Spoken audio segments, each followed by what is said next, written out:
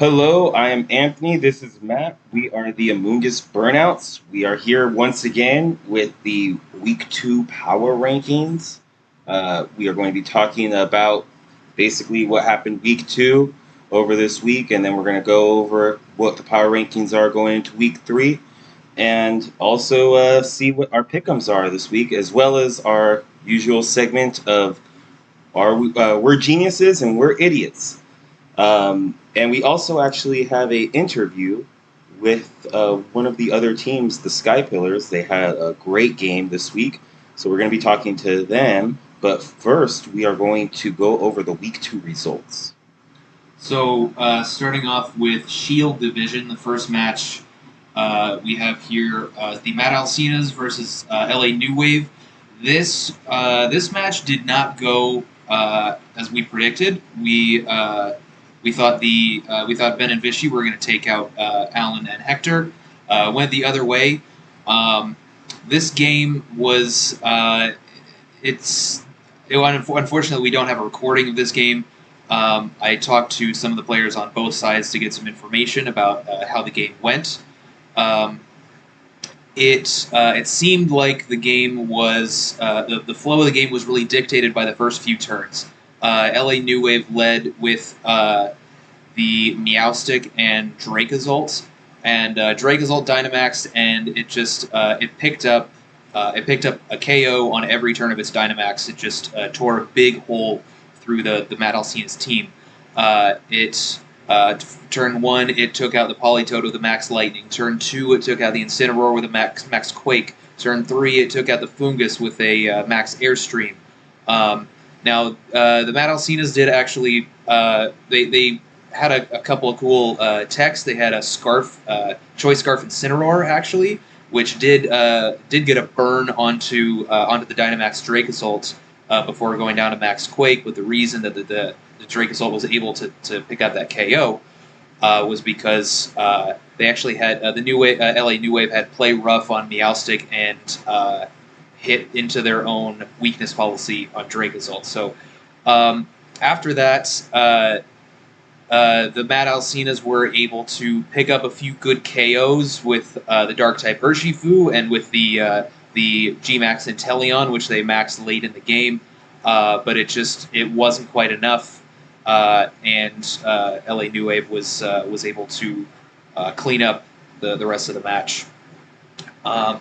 Next, we have the New England Patriots versus the Lava Ridge Raiders. This one we predicted correctly. The New England Patriots came out on top. This game, this is another game that was the flow of the game was very much dictated by the beginning. The leads for this game were Slowbro and Amoongus for the Raiders, and Rillaboom and Arcanine for the Patriots. The Arcanine was carrying Safety Goggles and Wild Charge, so the Patriots were able to just double into the Slowbro, completely ignoring the Amoongus' Rage Powder. The Raiders did not bring Orbeetle. They brought it as a bluff Pokemon this week, so as soon as the Slowbro went down, their hopes of getting up Trick Room were completely gone. And then from there, they couldn't really do much. They kept focusing down one side, which kept protecting and kept them from taking a lot of damage, while the Patriots were able to sort of beat them down. The game ended with a late game Venusaur Dynamax on the Raiders side, and which just wasn't quite enough, considering that they most of their team, is Trick Room oriented, and they not getting the speed control that they wanted really didn't allow them to break through enough of the Patriots team. And at the end, a Dynamax Inteleon next to Clefable was able to close out the game for the Patriots. And finally, we have us, the Amoongus Burnouts, versus the Potatoes. We also predicted that we would win that match. Of course, we're a little biased there, but we were also correct. This game, also in keeping with sort of the theme of the Shield Division games this week, a lot of this game was dictated by the beginning. We correctly predicted their leads. The Excadrill Togetic was exactly what we wanted to see. And we ran a mixed Duraludon with Stomping Tantrum. Max Quake into the Excadrill, we made sure was able to 2-hit KO Dynamax Excadrill. And we were able to use Follow Me and Rage Powder next to the Duraludon to keep it safe while it was able to beat down that side of the field, which was very, very ground weak. That side of the field had Excadrill, Darmanitan, and the Galarian Slowbro, all of which were weak to ground, so we were kind of able to Max Quake and Stomping Tantrum that side down. And after they only had one side remaining, we were able to set up Trick Room in the late game to close out the game. So we had quite a bit of control for the entire game. We were able to control the field with our redirection in the beginning and blow up one side with our Dynamax Duraludon. And late game, we were able to keep control with our Trick Room mode. We got a little bit lucky with a double protect on Slowking toward the end of the game, but we are fairly certain we had the game locked up anyway.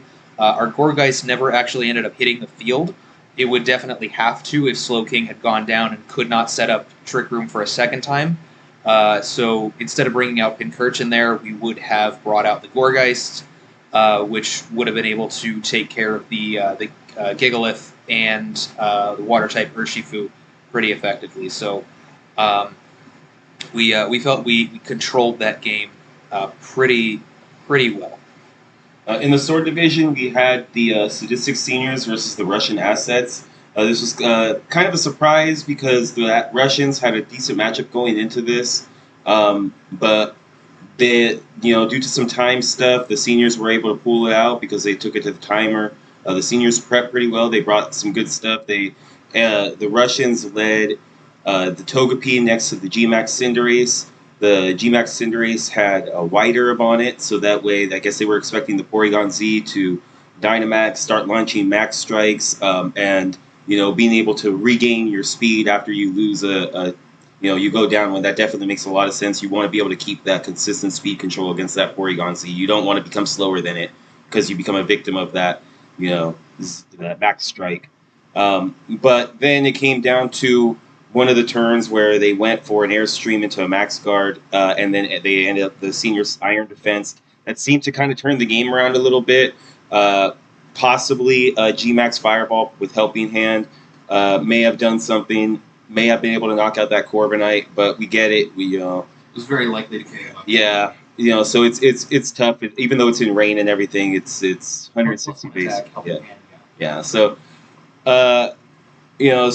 they ended up being able to play it out, go to the end. It would have been interesting to see, had there been no timer, whether or not the Russians could have won. Since they had the Jolteon in the back, they would have just let the Gothitelle probably go down and see if the Jolteon can come in and put down enough offense to where they could possibly come away with the victory. I believe the Seniors said they had the Alolan Raichu in the back, so would have been really tough because I don't know if the Russians had Shadow Ball. I think they talked about in the video that they didn't have Shadow Ball, so it was going to go either way probably, but the Seniors, kudos to them. They had a game plan. It didn't go exactly right, but they knew what their Corviknight, that was going to be their win condition. So kudos to them definitely for being able to pull out that victory where they were underdogs. Next, we had the Melee Mimikyus versus the Toronto Talonflames. What we're going to see here in Sword Division is a lot of things that kind of was the opposite of Shield Division almost, where stuff kind of had to play out a little bit. The mid-game to end-game stuff really kind of dictated who was going to win that. But this was one of the games where we just felt that the Mimikyus could have possibly won had they made a different turn one and maybe change the tone for all of Sword Division. Who knows? Because they had the Clefairy with Follow Me next to the Blastoise. The Blastoise had Shell Smash set up. They went for a Water Spout to turn one instead of going for the Shell Smash. Ended up Dynamaxing it. It seemed like they had everything. They had the Blastoise in the slot that was going to be there for turn two. They had the Follow Me. They just didn't go for the Shell Smash. I don't know if that was a misclick. It's even worse because we saw that the Dracozolt was two-shot by the... Dragapult. was going to be two-shot by that max hailstorm. So had they been able to get the shell smash off, they would have been able to one-shot it, outspeed it, and who knows after that what happens? You sweep the game. Maybe you just come away with the victory. Then the Durant was in the back after the Dynamax had already been used. I really wonder if maybe what they should have done is once they saw the shell smash didn't go off and they made that mistake, they go, you know what, the Blastoise is going to work. Let's see if we can get a mid-game Dynamax with the Durant and blow through them. But instead, they stuck to it. They Dynamaxed the Blastoise. They weren't. I think they were only able to get one attack off in the Dynamax slot. Yeah. It's a waste of a Dynamax. It was really rough. But it's just one of those things where, unfortunately, you know, I feel that the Talonflames prepped really well. The Dragapult was special next to Fake Tears. They had Fake Tears next to it. Life Orb with good coverage moves on it. They prepped so well on it, and they consistently kept pressure down, which I think is really key. They had the Sylveon with the Sylveon and the Toxtricity that had Choice Scarf on it, and they were just launching Hyper Voice with overdrives and just going, you know what, go ahead, knock these two out because we have a Trick Room mode in the back that can also put down pressure. So it was really just, keep going. They put their foot on the gas and they just kept it going, and the Talonflames never really recovered off of that. I'm sorry, the Mimikyus never really recovered after that. The Talonflames just kept the pedal to the metal there, and they just, had the offense and just ended up winning the game. And after that, we have Team Pussy versus the Sky Pillars. We're actually going to go into an interview with them right now. We have them on the line, so we will see you in a little bit where we can discuss the Sky Pillars' impressive win over Team Pussy. We'll see. Hey guys, we're back. We're here with the Sky Pillars after their impressive Week 2 matchup against Team Pussy. Go ahead and say hi, Shannon and Farah. Hi. Hey. All right, so impressive win against Team Pussy. You guys, we just checked the polls right now. Farah was the only person who believed. So literally the whole league went against you guys, thought that Team Pussy was going to take this victory, and you guys were able to pull it out. We're watching the match right now. Matt, go ahead and... So we're just going to just quick recap of the match. Started off with a Pikachu Hatterene lead from Team Pussy and Bolton Riolu lead from the Sky Pillars. Initially, the game started out with a pretty even trade. Bolton took down the Pikachu. Hatterene set up Trick Room. After that, I actually really like the turn 2 play when you guys tried to copycat to reverse the Trick Room. Only problem was Helping Hand went first, so it kind of ruined that, and Hatterene took out the Bolton. But after that, you guys were able to bring out Golurk. Got a good follow me off, so the Hatterene couldn't take it out. Golurk poltergeisted the Hatterene, and once Golurk was the slowest thing on the field, Team Pussy couldn't really handle the combination of Golurk and Milotic in the mid and late game. Milotic got a coil off. You got your Marble Scale off with that Flame Orb.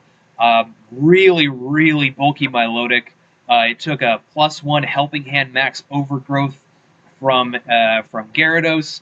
It took a Helping Hand Sludge Bomb from Gengar when it was at about half HP, and it even took a +2 Thunderbolt from the Rotom Heat at the end of the game.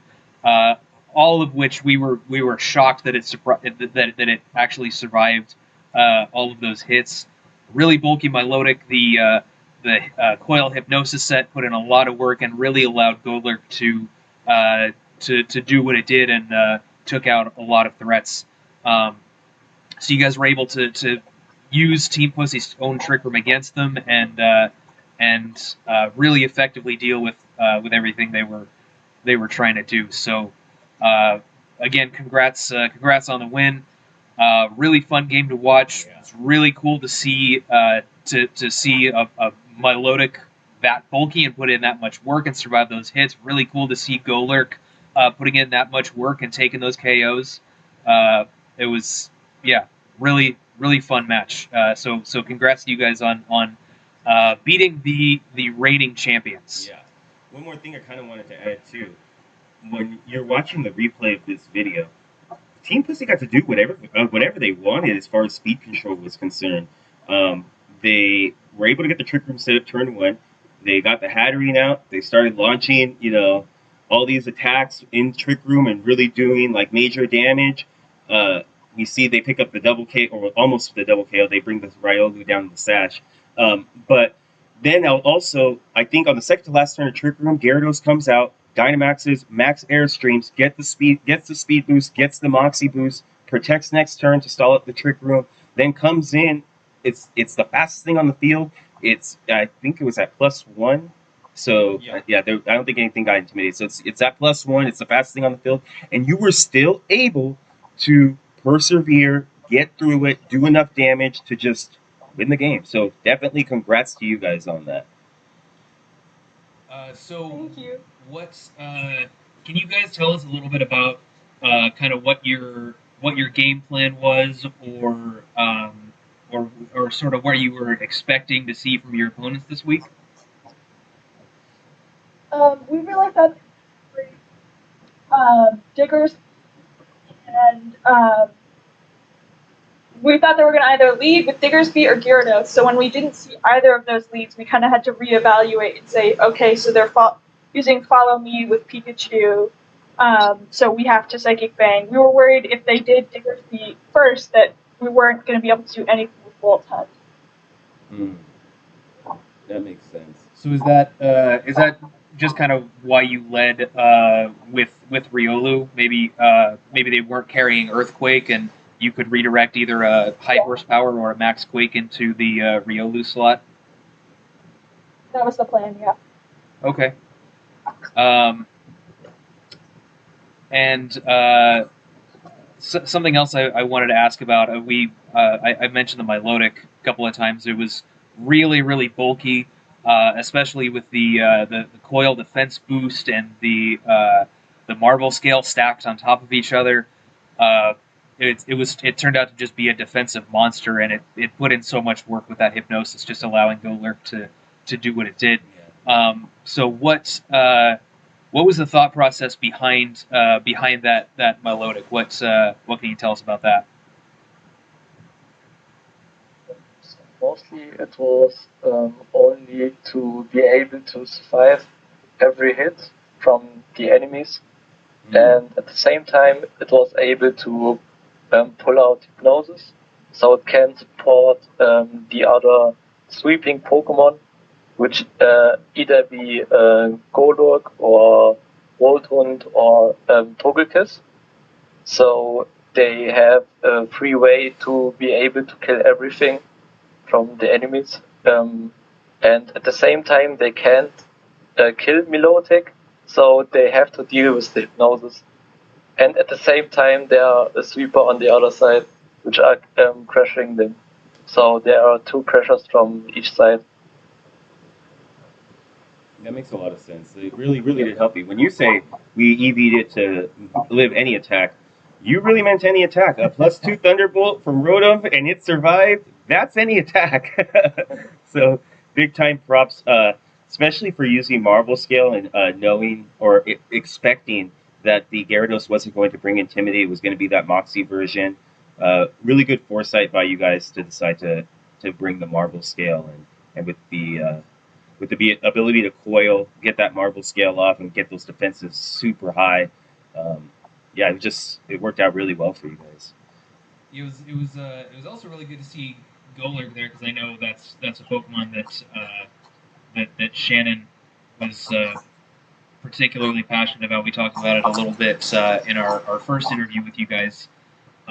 So I was really happy to see it putting in as much work here as it did. So it was really, really impressive. Yeah. It was really, it was good that I played with it because Fur was like, why are you using Rock Slide? It might miss. And I was like, no, because no guard makes sure it doesn't miss. Mm-hmm. I know this. And I was familiar with enough to say, okay, this is the best way to use Golurk here. Yeah, Poltergeist too. 100% accurate. Yeah. Poltergeist is very powerful. Mhm. With that move with no drawback is I forgot about it midway. You're like, please don't miss, please. yeah. I look. I run a Lowland Marowak with Poltergeist, and you definitely hold your breath. And the little prompt it gives you, what item that it's going to be attacked with before the animation goes off. I almost always am like, oh my god, did I just miss that Poltergeist? Oh man. So having the no guard there is just so for the peace of mind. It's a really powerful move, like Matt said. Yeah, it just removes the RNG. It Yeah, makes I Goldberg just a lot more consistent. it's just ability. Yeah, it is, especially in a format with Dynamax where stuff like max moves can't miss. You know, it makes sense. So, considering that you guys have had a really strong start, um, you guys have you're 2-0 now. You just beat the reigning champions. We think you have a good matchup going into your week 3 match. How are you guys feeling about the your future in the rest of the league? We're really happy with how we're doing right now. We are a little nervous about the rest of our schedule afterwards, but we're hopefully optimistic, but we're also very happy with how we've done so far. Yeah, it's a really impressive, really strong start, especially with this week 2 game. So Yeah. you guys should definitely be very happy with where you're at. Uh, any other final thoughts on this match that you guys want to point out? Anything that we missed that you wanted to emphasize? Anything like that?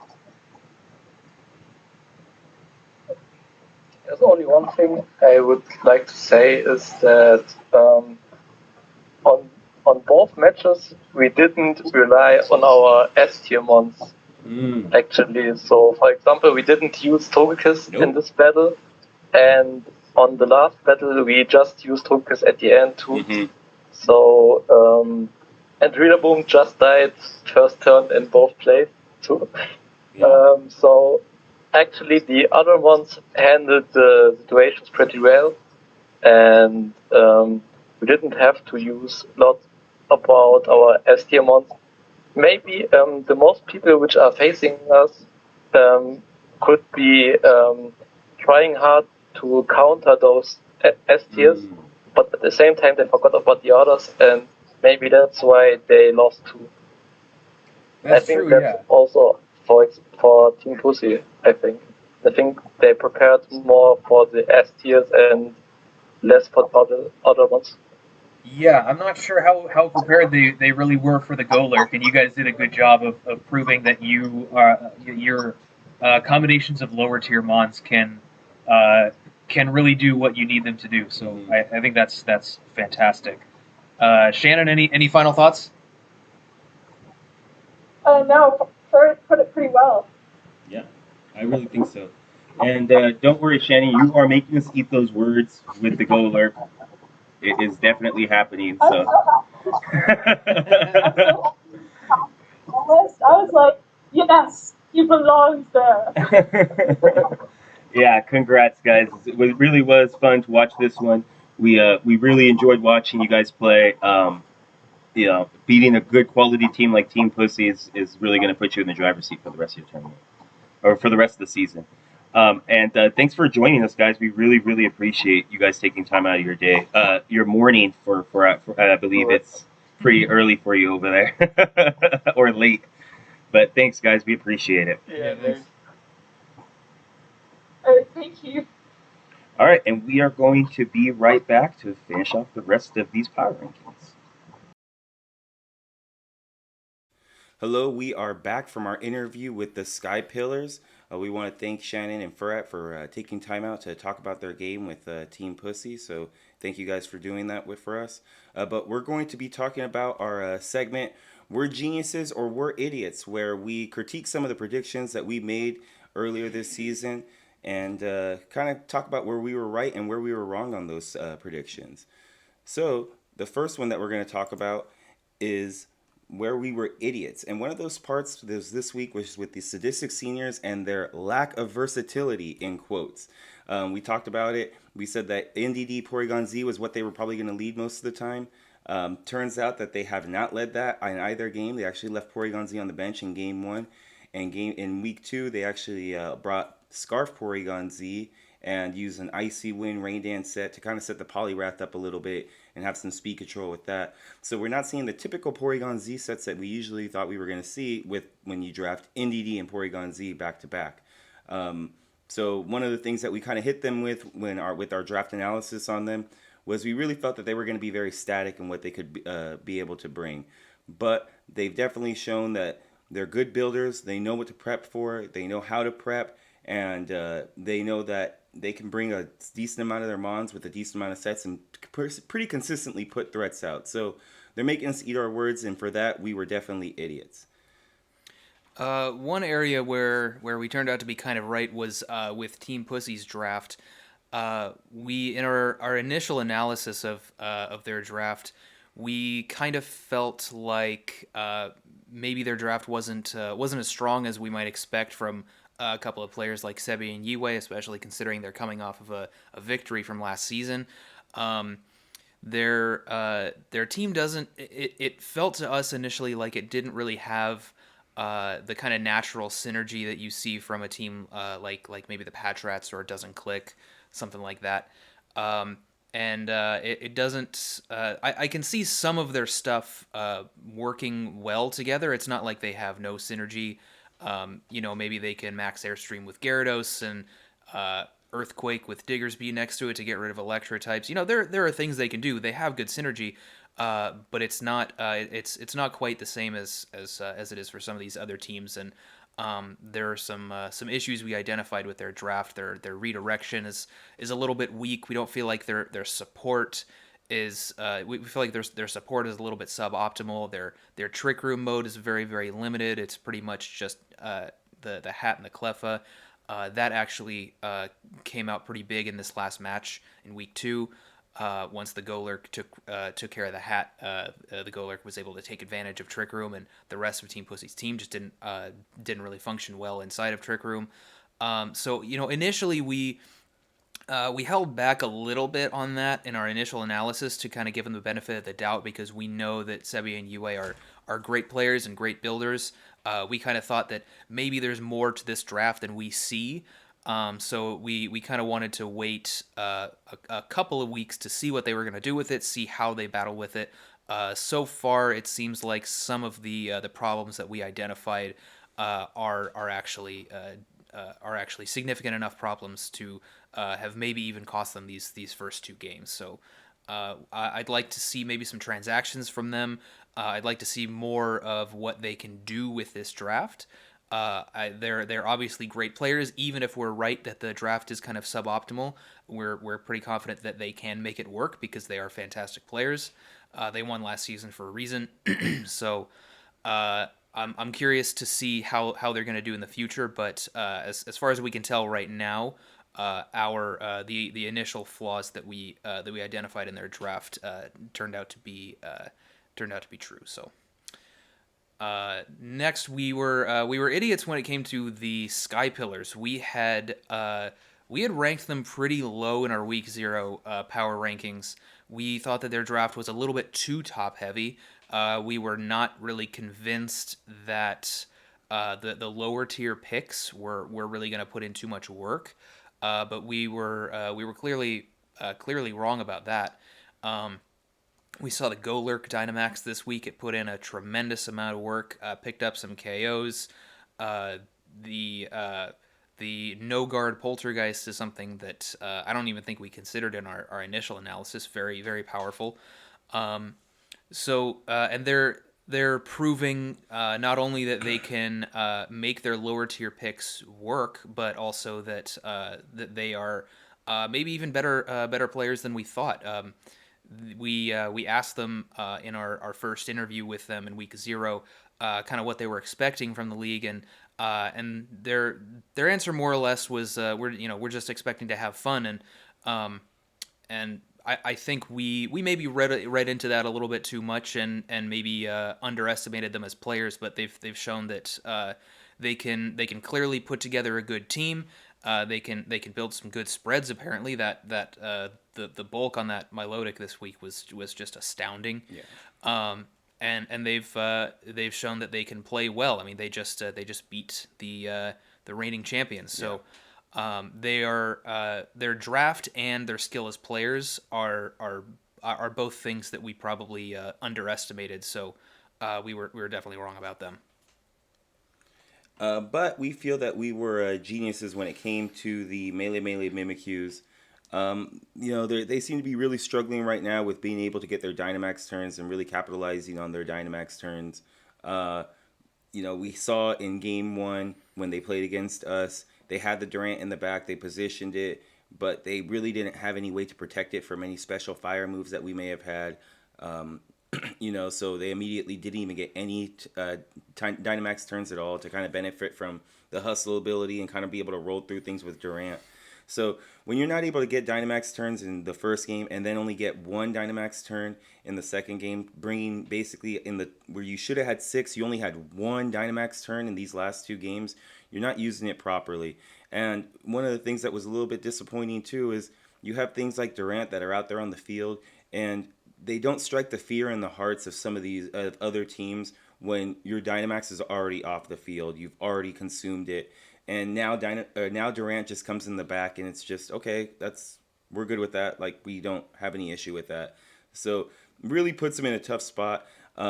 We might have been eating our words. Granted, had they decided to go for that follow me shell smash, they could have completely turned that around. But you know, also credit to the Sky Pillars for really, or not for the Sky Pillars, for the Talonflames, for prepping properly. The special Dragapult and all that stuff really showed that you can prep for this stuff. And if you see, hey, you know what, they only have really a couple of threats that we really need to worry about: the Cobalion, the Durant, and the Blastoise. It makes it fairly easy to prep for when you are a little bit more static like that. So while we were kind of criticizing the seniors for having not enough versatility, they're showing that they can actually take something that's pretty static and be very versatile with it. Whereas we're not really seeing that much out of the Mimikyus. They're still staying to that very rigid, very static play style, and it's really costing them in this game, in these last 2 weeks. So we were definitely geniuses for that, but hopefully we'll see the Mimikyus maybe make some transactions. And the Cobalion, Cobalion came to both games in team preview, I believe, and it never even hit the field because it's just not. I assume because it's just not as powerful when you don't Dynamax it. So I could be wrong. I think that's an A tier. Yes. Yeah, it's tough when you don't bring your A tier to both of your games. That's something that really should be one of your more versatile picks that kind of can be that backbone for you. So Yeah. maybe a couple of transactions. I think they do have a lot of good pieces, but for right now, with these last two games with the roster that they've played out, they're making us look like geniuses here. Yeah. Overall, just real mismanagement of their Dynamax. Yeah, So, ultimately, that's really what it is. yeah. And here we have the number 6 through 14 on our week 2 power rankings. Coming in at number I should mention beforehand, transactions have been completed already, but we are using the initial teams that the same rosters that we used from week 0.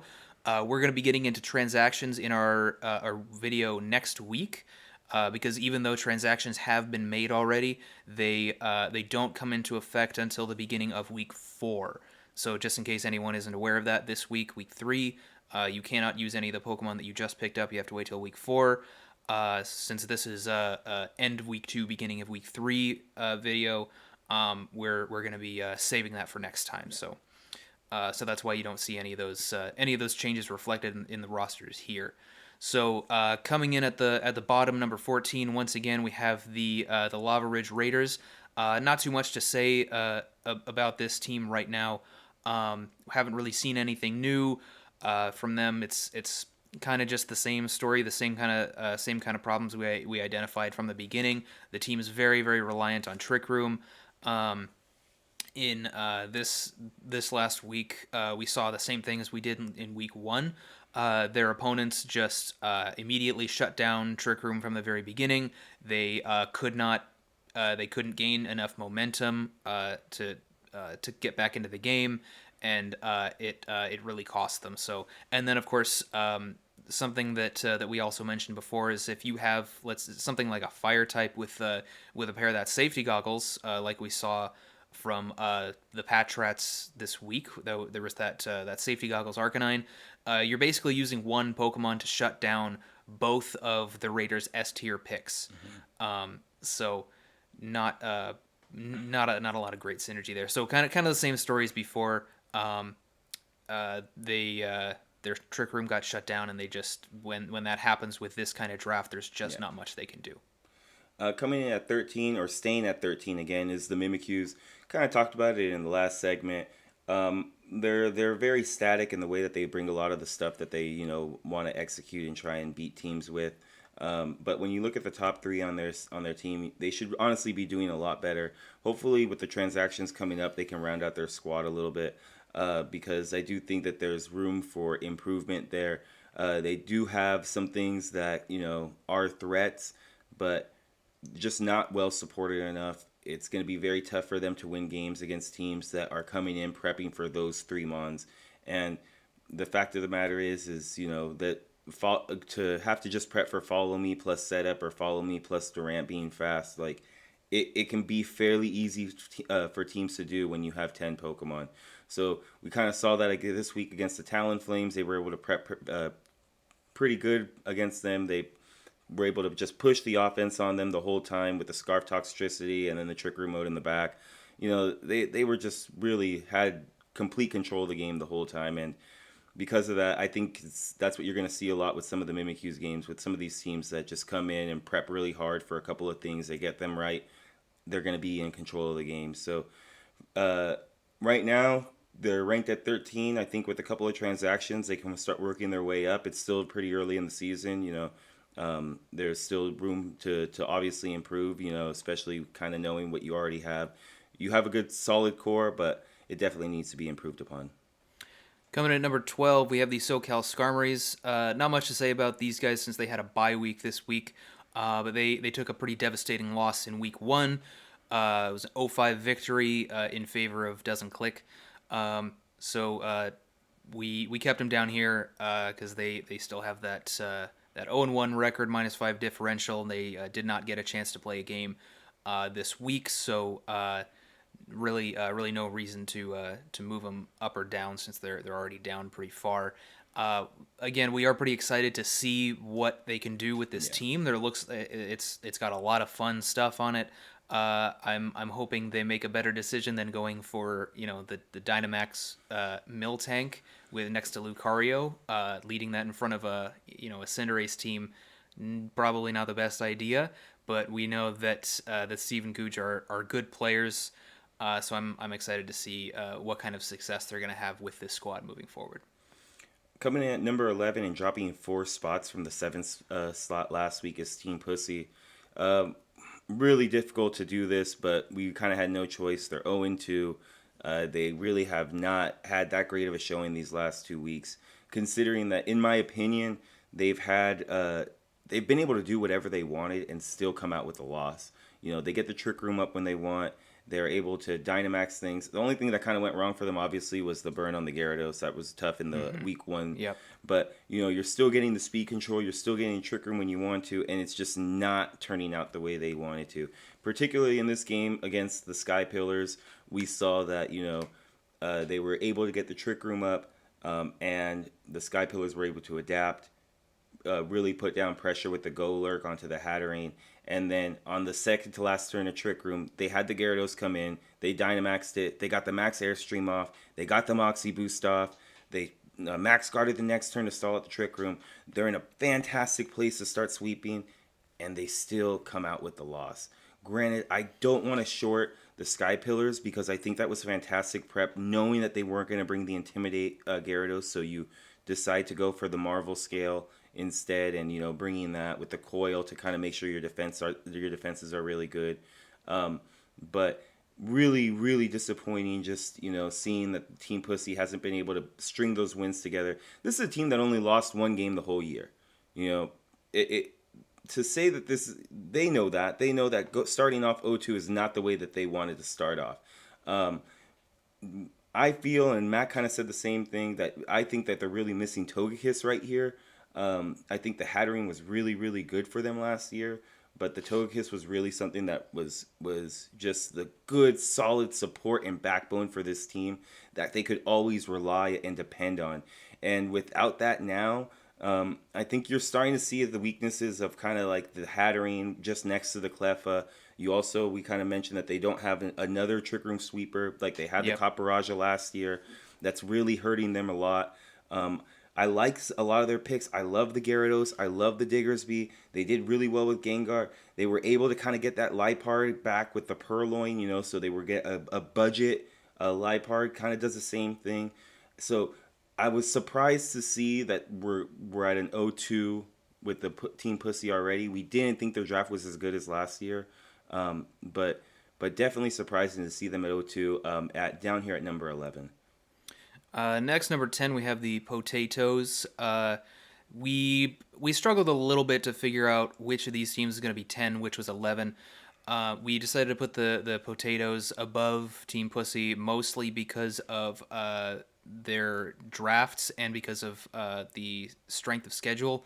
Potatoes had to go up against us this week, and they played against the Talonflames week 1, which Talonflames are proving to be a very strong team, especially since we kind of underestimated their draft initially.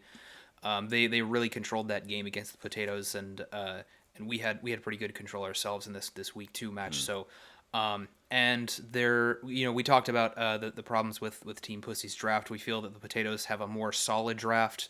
The sand plus the water Urshifu is a very powerful combination. They have pretty decent synergy going down the line. They have stronger redirection.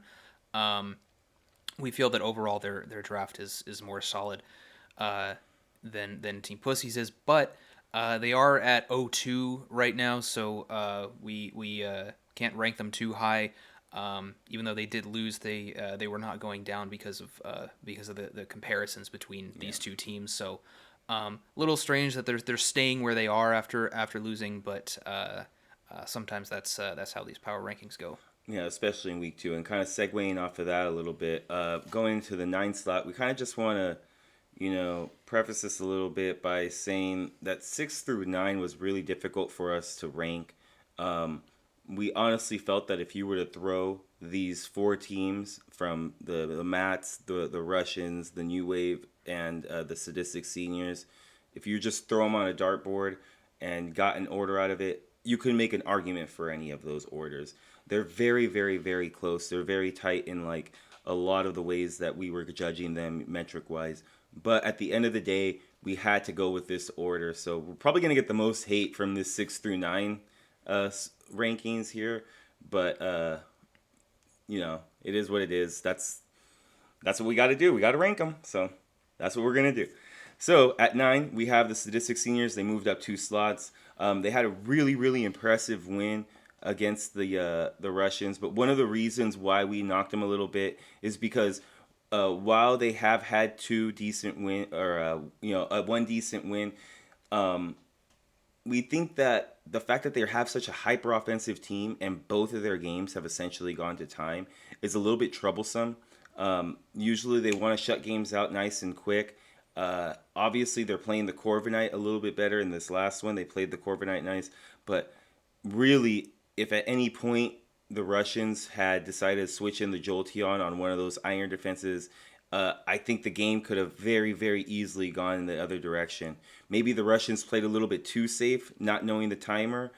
Something that maybe the seniors kind of learned their lesson the week before because they didn't pay attention to the timer close enough, and by that time, the Patriots were able to kind of put the defensive stall their way out of it and just take the game like that. But even though we did like their win against the Russians, and I'm sure they're gonna be upset to see this ranking, to see that they're still ranked below the team that they just beat.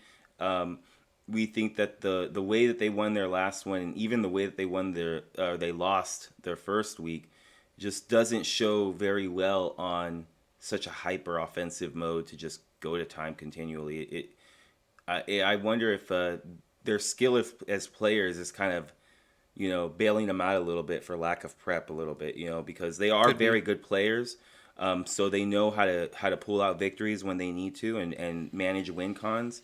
Um, but the fact that this hyper offensive team isn't able to pick up wins quickly is a little bit troublesome. Coming in at number 8, we have LA New Wave staying right where they are. Again, this one's a little bit weird since they did win this week, but they're not moving up. That has more to do with the teams above them than it does with their own team, their own draft. Um, they did have a win this week, but that's sort of balanced out by the kind of loss that they took last week. It was a very very commanding game by the Russians. The game was kind of sort of won on turn one last week. It once the Colossal went down and the Gothitelle was allowed to come in and set up Trick Room, the Russians had the upper hand. All they had to do was maintain, and they did just that. So New Wave was kind of on the back foot the whole time. The game really did not go very well for them. They had a much better showing this week when that Dracozolt blew a hole through Ben and Vishy's team. Ben and Vishy fought back well. It wasn't the Dracozolt didn't turn it into just a blowout. It was an 0-2 win, I believe, in favor of LA New Wave. But some of the threats and the matchups and the games that were played by the Mats and the Russians, I think, have a little bit more to do with them being slightly above New Wave rather than any of New Wave's flaws keeping them down. Yeah, coming in at number 7, like we kind of alluded to, is the Russians. We put them there mainly because we like the way that they've played their last couple of games. Maybe they played a little bit too safe this last week, but they had good prep with the White Herb on the Cinderace. Having the Jolteon in the back to make sure to take care of the Corviknight. We saw Heat Crash on the Caparaja. They were able to get the Trick Room set up. The Togepi was good. I really like their prep. I really like their team. They showed that they could have very easily won this last game and be 2-0 right now. They weren't able to do that, and it is a little bit disappointing in a matchup that they definitely were favored. But I think overall, just when you look at the way that they drafted, when you look at the way they've consistently played throughout the league, and the way that they started against the New Wave, I think really, yes, it was disappointing to see it happening, but they still proved that they are one of the stronger teams in the league, and they are going to be able to compete their way back up. So a little bit of a low point for them right now, at sitting at 1-1, and then they have to go against Doesn't Click next week, which is also going to be tough for them. But definitely two good players that are going to be able to pull their way back. So for right now, we have them at number 7. Number 6, we have the Matt Alcinas. They are our top ranked 1-1 team. They had a very good showing week 1, taking out the reigning champions. Week 2, they did take a loss, which is why they're moving down. Of course, like I talked about, they took that loss against LA New Wave. They did have a really rough start to the match, but they are skilled enough players with a good enough team to have almost brought it back. It was a 2-0, not instead of something more devastating like a 4-0, 5-0. They did have the tools to pick up some KOs, save their differential a little bit. Again, just, strength of schedule matters here. Playing Team Pussy Week 1 is no joke. Despite how they're doing now, they're still strong players, and it was a great accomplishment for Ben and Vishy to beat them. And then of course their draft, especially in the hands of these two players, is very scary. The rain mode with the Gmax and Teleon is terrifying.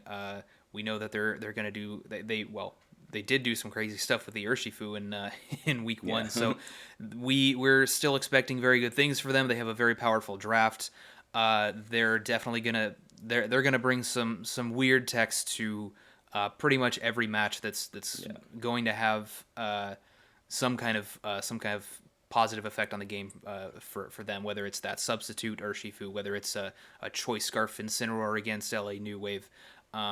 They have all kinds of tricks up their sleeve, and they have a very dangerous draft. and they, even though they are 1-1 right now, they're still proving that they're a force to be reckoned with. They're a dangerous team. Yeah, definitely.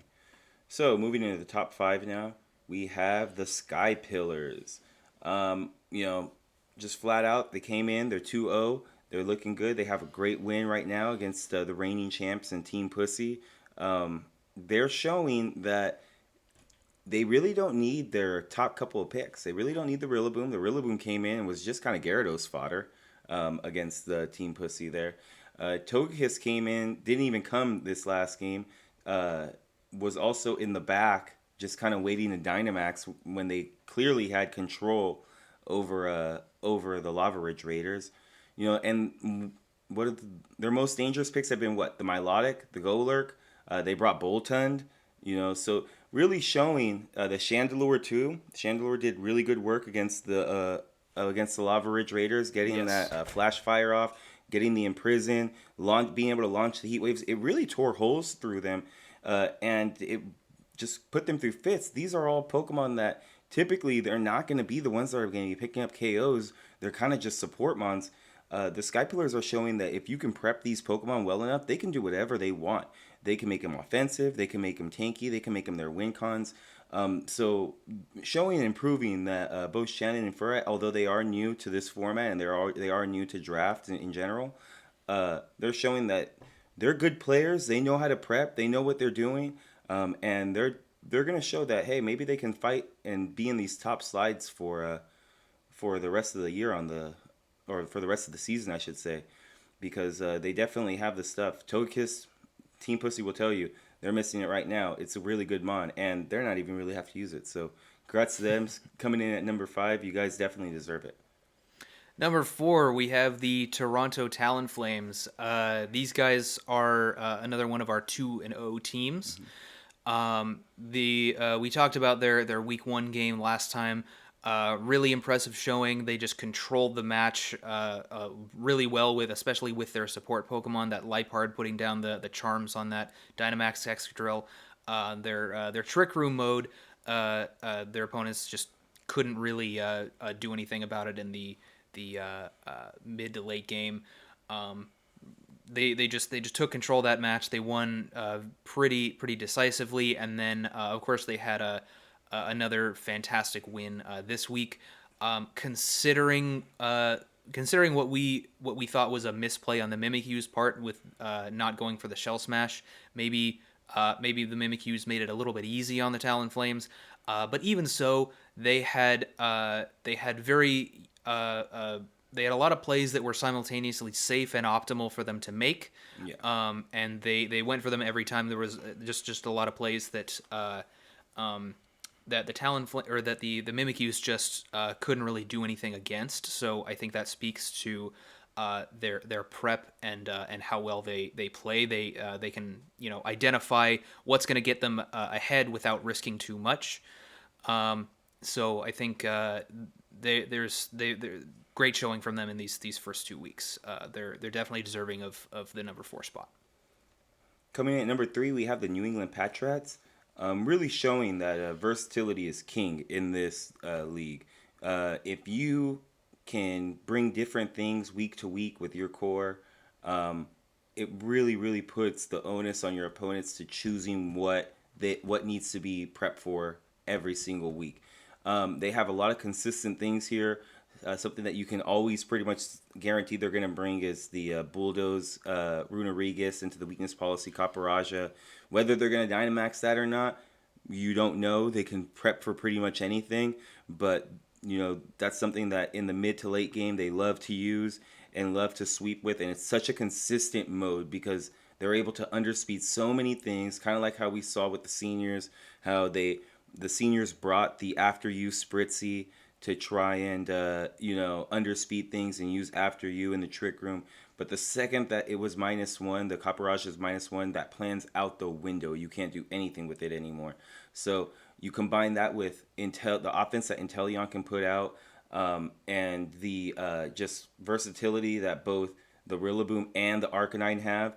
the Arcanine being able to run like a physical set, like how we saw this week, where it's safety goggles, it has the wild charge, it has probably flare blitz, other things like close combat, extreme speed, has such a large physical move pool that you can really run through teams. I think it gets play rough now, which is awesome.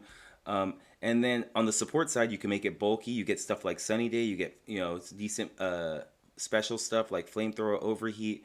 And then with Rillaboom, same thing. Great coverage just in general. And then you pair all of that I just talked about, with one of the best redirectors in the format in Clefable. They're really showing that versatility can win a lot of games. It's going to be tough to play against them because they can bring so many things against you, and they can really just tear through your team. They are definitely deserving this number 3 slot. I think they only lost one game last year, him and Jeremy, right? And the regular season, in the regular season, obviously, and then they lost in the playoffs. But they're showing that they can definitely do that and be on pace for that again this season as well. They have the tools to do it, and both Cleffy and Alex are really good players and really good builders. So definitely deserving of this 3 slot. Coming in at number 2, once again, is us, the Amoonguss Burnouts. We have been at the number 2 slot since our week 0 power rankings. We are just like the last few teams. We are 2-0. We had a pretty serious blowout week 1 against the Melee Mimikyus. We won that 5-0. And then this week, the differential wasn't quite as significant. It was only a 2-0 win, but we were pretty in control of the match the entire time. I think it was a pretty good showing of what our team can do, even against a really solid draft like Alyssa and Henry have. We pretty much just we used that mixed Duraludon to focus down that ground weak side with the Excadrill, Darmanitan, and Galarian Slowbro, and then with our Trick Room in the mid and late game, it was just something that this team didn't really have the tools and resources to deal with, especially with the way that we were positioning everything. So. I don't want to talk us up that much, but we've been at the number 2 slot since the beginning, first based on our draft from the grade that we got from Hector and Alan, and I think we've been able to prove that we deserve to be up here since we are starting out 2-0. Definitely one of our more consistent drafts, honestly. We can do a lot of things with it, more versatile than what we usually like to do. We built around Mew last year. And the year before. And it served us very, very well. I think this plethora of versatility that we have here is really just helping us out a lot. So hopefully we can keep the 2 slot or even move up one against the number 1 slot, which is Doesn't Click. So Doesn't Click, obviously. They kept it again. They were on a bye week this week, so no reason to really take them off. Also, Fiona won the women's tournament this weekend, so if anything, their bye week, they still came out and showed that they were great players, so that they even deserve this even more. So I don't know how you can actually put in work on your bye week and still put in more evidence that you guys deserve to be the number 1 slot, but they do. We love this team. They have a great fire, water, grass core with the Cinderace, the Primarina, and the Serena. The Raichu, just provides a great redirection. The Silvally, awesome versatility that they have. I think all these Pokemon that they have, even up to the Orbeetle, which we're still, Fiona saying that it's going to be the MVP of the team this year. Still skeptical, but I like to see it. Hopefully we can see it. I know they're going to be streaming their matches, so can't wait to see that. So honestly, front to back, their team looks really good. They're 2 amazing players. They prep extremely well. Man, they're really mad they missed playoffs last season. Yeah, that's not going to happen again. No, especially not with this draft. No, they're coming back with a vengeance, and they have that championship in mind. So, with this draft, they definitely can do that. So, for right now, we have them at the number 1 slot. They have a tough matchup against the Russian Assets next week. It'll be a rematch of the women's top 16 where Dina went against Fiona. So they'll be playing against each other again. They also have two good partners as well, with Taryn on the assets and Ryan Sableye VGC on Doesn't Click. So it should be a fun game to watch. I know both of them will be streaming that one, or we'll be recording that one, and we'll be putting them out there for us to see. But Doesn't Click right now, they're going to be our number one slot. And just a review here. We've got our full power rankings here. Lava Ridge Raiders staying at 14 because of the flaws that we talked about there. Pretty one-dimensional, stop trick room, and it's hard for them to get back into the game. Not impossible, but I'm wondering what else we might see from them. Melee Mimikyus also staying near the bottom at number 13. I'd really like to see some transactions and some maybe better Dynamax management on their end. SoCal Skarmory's at number 12. They had a bye week this week. Couldn't really move them up or down. I'm excited to see what else they do with this team. It looks like a really fun team. Team Pussy, unfortunately, dropping down to number 11. They are 0-2 right now. I'm sure they'll come back up in the coming weeks. Same with the Potatoes. I'm assuming they'll pick up some wins, especially now that Henry seems to be back in the game. But they are also 0-2 going into week 3, so they're down at number 10. Number 9, the Sadistic Seniors, coming off of their first win of the season, coming up from the number 11 slot up to number 9 this week. LA New Wave, we've still got them at number 8. They are also 1-1. I also expect to see them rise up a little bit in the coming weeks. The Russian assets dropped down from the top 5 down to 7 after sustaining a close loss to time against the Sadistic Seniors this week. The Mad Alcinas also sustaining a loss against LA New Wave after coming off of a big victory against the reigning champions in week 1. They are sitting at number 6 right now. The Sky Pillars with a very impressive win this week, moving right into the top 5. They're situated at that number 5 slot. The Toronto Talonflames showing that they can build, they can control a match. They're very competent players. They deserve that number 4 slot. We have the New England Patriots. Great draft, very lots of synergy here. They are also 2-0, coming in that number 3 slot. Number 2, is us, the Amoongus Burnouts, been here since week 0, and then Doesn't Click, topping off our power rankings with an amazing draft. They also had a bye this week, but they have such an amazing draft, and they had such a big blowout week 1 that there was no reason to drop them down at all. So we'll go ahead and get to our pick'ems for week 3. Now that week 2 is officially over and it's done with, we were able to pack that all up nice and tidy. We're going to get into our week 3 pick'ems. So for the Shield division, the first match here is one that we had a tough time deciding which one we were going to favor here. This match could really go either way. We did pick LA New Wave to be the winners of this match. It would not surprise us at all if it went the other way. These are both teams that have lots of options. It kind of feels a little bit like it's a battle of big threats from New Wave and really solid synergy from the Patriots.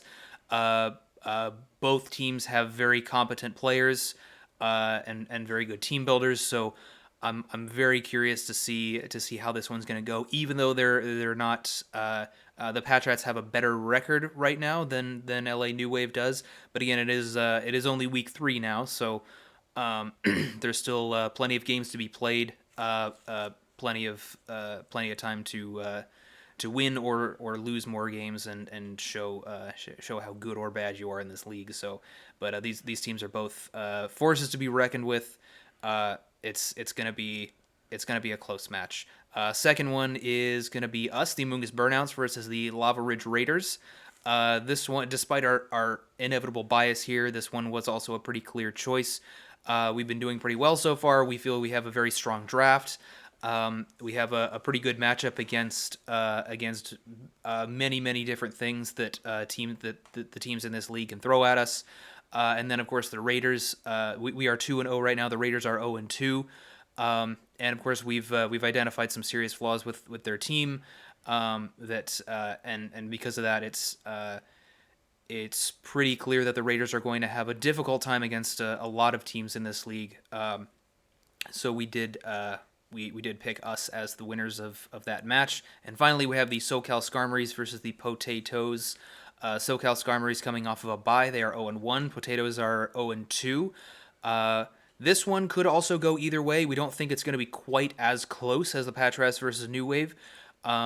We think that a lot of the combinations that the Skarmories are going to be making use of, the Potatoes have a pretty good matchup against. Like I said, I'm fairly certain Alyssa mentioned in the chat that Henry is back in a game this coming week.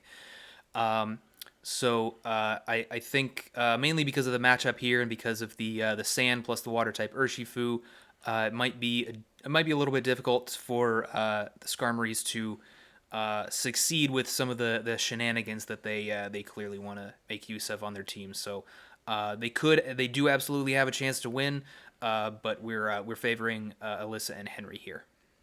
In Sword Division, we have the Melee Mimikyus versus the Sky Pillars this week. We're choosing the Sky Pillars here. Shannon and Farad are proving that they are very good builders, very good players. This draft that they have, we liked before. We're falling in love with slowly but surely. We think that they have a very good draft considering that how their prep has gone these last couple of weeks. So while we do think the Melee Mimikyus do have some nice tools that they can work with, I just feel that the Sky Pillars are going to be able to throw too much at them for them to deal with, and they're going to be able to come away with a victory there. Then the Sadistic Seniors versus the Toronto Talonflames. This one was actually a really tough one, probably up there too with the Patriots and the New Wave. We really think the Seniors have an amazing ability to prep for things, but the Talonflames have such a well-rounded team. They've shown that they can bring stuff that just kind of keep the pedal to the metal offensively. They have a good trick room mode that they can sweep through teams with very easily. It's going to be very tough for the Seniors to deal with that because we have seen that they were weak to trick room in both the games that they played against, particularly against the Russians. They, when that trick room was up, they were put in a tough spot. They were able to outlast it and everything, but they do have a little bit of weakness there. And the Talonflames have a really good fast mode as well. So it's going to be real tough. The Seniors definitely do have the ability to pull this out. We kind of the same way with the Patriots. We wouldn't be surprised at all if the Seniors pull off this victory. They have the tools. They have the players are good enough to do it. But we have to choose one, and we ended up choosing the Talonflames. We think they're probably going to pull it off. After that, we have the Doesn't Click versus the Russian Assets. This is going to be a tough one too. The Russians, both their teams have Cinderace on the team. I think the Russians kind of lean a little bit more towards heavily favoring that Cinderace and wanting to kind of do as much as it can. Whereas the reality is with Doesn't Click, they don't rely on it that hard.